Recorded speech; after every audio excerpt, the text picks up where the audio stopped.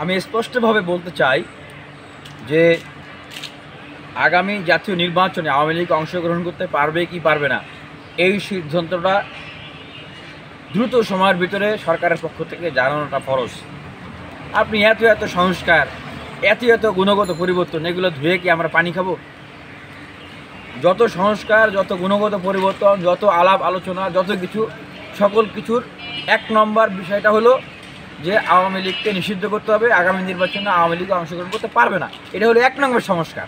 তো এক নম্বর সংস্কারে যদি সংস্কারের তালিকায় না থাকে, বাকি সংস্কার ধুয়ে কি আমরা পানি খাবো? বাকি সংস্কার দিয়ে আমরা কী করব? যদি সরকার আগামী নির্বাচনে আওয়ামী লীগকে অংশগ্রহণ করার সুযোগ দেয়, আওয়ামী লীগ কী করবে?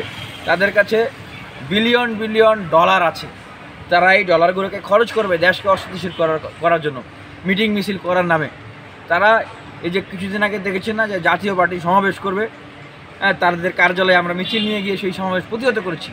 এরকম আওয়ামী লীগের দোসর যে পার্টিগুলো আছে এগুলোকেও নিষিদ্ধ করতে হবে। নাহলে এগুলোর ছায়াতলে আওয়ামী লীগ তাদের পয়সা ইনভেস্ট করবে এবং তাদের যে ক্যাডার বাহিনী, সন্ত্রাসী বাহিনীরা আছে, তাদেরকে দিয়ে দেশে নৈরাজ্য সৃষ্টি করবে, দেশের মানুষের জানমাল এর ক্ষতি করবে। এবং আমরা যেটা দেখেছি অভ্যুত্থানের সময় আমাদের যে পার্শ্ববর্তী দেশ, সেই দেশের ভূমিকা কী ছিল?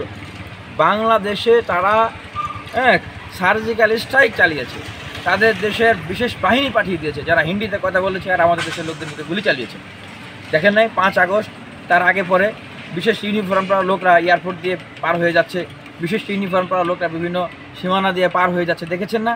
তাহলে যদি আওয়ামী লীগকে আগামী ইলেকশনে অংশগ্রহণ করার সুযোগ দেওয়া হয়, আওয়ামী লীগ না, আওয়ামী লীগ মানেই হলো এই যে মোদির বাহিনী।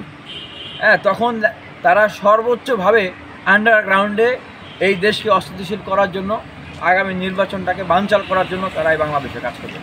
আওয়ামী লীগকে নির্বাচনে অংশগ্রহণ করতে দিলে তারাই নির্বাচন হতে দিবে না, এরকম একটা পরিস্থিতি তারা তৈরি করবে। তাদেরকে সুযোগ দিলেই তারা দেশে একটা নৈরাজ্য সৃষ্টি করবে, এটা বাস্তবতা। সুতরাং দ্রুত সময়ের ভিতরে আওয়ামী লীগকে রাজনৈতিকভাবে আওয়ামী লীগকে নিষিদ্ধ করলে তারা নাকি আরও শক্তিশালী হয়ে যাবে, তারা এই হয়ে যাবে সেই হয়ে যাবে। আর ভাই, আওয়ামী লীগকে নিষিদ্ধ করলে তারা আরও শক্তিশালী হয়ে যাবে, এই কথা আপনাকে কে বলছে? আওয়ামী লীগ করলে কি কেউ তার এরকম বিশ্বাস যে আওয়ামী লীগ করলে সে পরকালে জান্নাতে যাবে, বেহেশতে যাবে, অথবা অন্য ধর্ম অনুযায়ী তারা চিরসুখী লাভ করবে, চিরশান্তি লাভ করবে, যে তারা আওয়ামী লীগ করবে? আওয়ামী লীগ কেন করছে? এটা আপনি, আমরা সবাই জানি। আওয়ামী লীগ করছে ক্ষমতার জন্য, আওয়ামী লীগ করছে টাকার জন্য। আওয়ামী লীগ করলে অন্যায় কাজ, অবৈধ কাজ করেও পার পাওয়া গেছে। আওয়ামী লীগ করলে মানুষের উপর অত্যাচার করা গেছে, মানুষের ব্যাংক দখল, খাল দখল, নদী দখল, এগুলো সব কিছু করা গেছে, ধর্ষণ করা গেছে, খুন করা গেছে, যা কিছু তাই করা গেছে, কিন্তু কোনো বিচার হয় নাই। এই জন্য মানুষ আওয়ামী লীগ করছে। কারণ আওয়ামী লীগকে যদি নিষিদ্ধ করা দেওয়া হয়, তাহলে আওয়ামী লীগের পিছনে কে থাকবে? আওয়ামী লীগকে নিষিদ্ধ করে দেওয়া হলে আওয়ামী লীগের পিছনে তখন আর কেউ থাকবে। প্রধান উপদেষ্টাকে বলবো, যারা এই বিষয়টা ডিল করছেন, আন্তর্জাতিকভাবে যখন আপনাদেরকে বলতে আসবে যে আওয়ামী লীগকে সাথে করে নিয়ে আপনাদেরকে ইলেকশন করতে হবে, নাহলে অংশগ্রহণমূলক হবে না, যারা বলতে আসবে আপনারা জনগণের কাছে মুক্ত করবেন কারা এই কথা বলতে আসে। তাদেরকে বলবেন আওয়ামী লীগ কি এখন পর্যন্ত তাদের এই গণহত্যার জন্য শেখ হাসিনা মাপ চেয়েছে, ক্ষমা চেয়েছে, তাদের আত্মোপলব্ধি হয়েছে, তাদের দলকে কোনো সংস্কারে নিয়ে এসছে, অন্যায়কারীদেরকে, খুনিদেরকে, মাস্টার মাইন্ডদেরকে দল থেকে বহিষ্কার করা হয়েছে? এরকম কোনো কিছুই তো করে নাই। তাদের রাজনৈতিক সংস্কারের বিষয়ে কোনো আলোচনা করেছে, কিচ্ছু করে নাই। তাহলে যেই ফরম্যাটে, যেই সিস্টেমে, যেই দলটা এত গণহত্যা চালালো, এত বছর এত অত্যাচার, নির্যাতন, গুম খুন, হত্যা, লুটপাট করলো, যেটা জাতিসংঘ পর্যন্ত অন রেকর্ড, জাতিসংঘ পর্যন্ত বলতেছে, তাহলে সেই দলকে নিয়েই আবার ইলেকশন করতে হবে।